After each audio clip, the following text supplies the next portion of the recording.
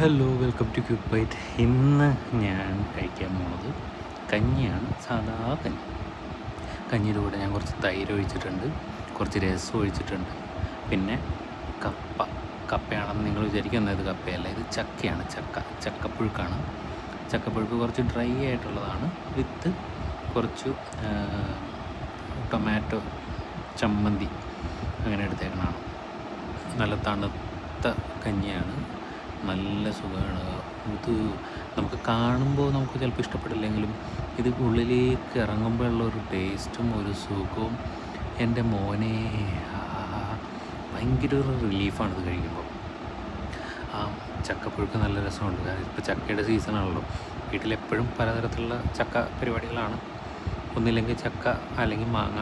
ഇത് മാമ്പഴ പുളിശ്ശേരി കൂട്ടി മടുത്തിരിക്കുന്നതാണ്. അപ്പോൾ വീട്ടുകാർക്ക് ഈ സീസൺ ഒരു അനുഗ്രഹമായിട്ടിരിക്കുകയാണ്. നമ്മൾ പക്ഷേ ടേസ്റ്റ് ഉള്ളതുകൊണ്ട് അഡ്ജസ്റ്റ് ചെയ്ത് പോകുന്നു.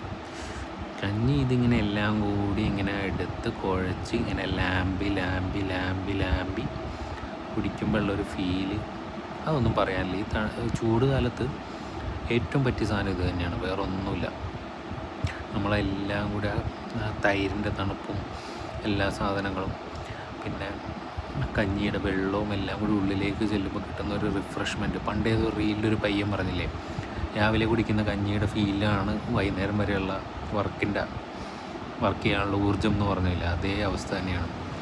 കഞ്ഞി മാത്രമേ ഉള്ളൂ. അപ്പോൾ വേറൊരു വീഡിയോ ആയിട്ട് കാണുന്നവരെ വണക്കം.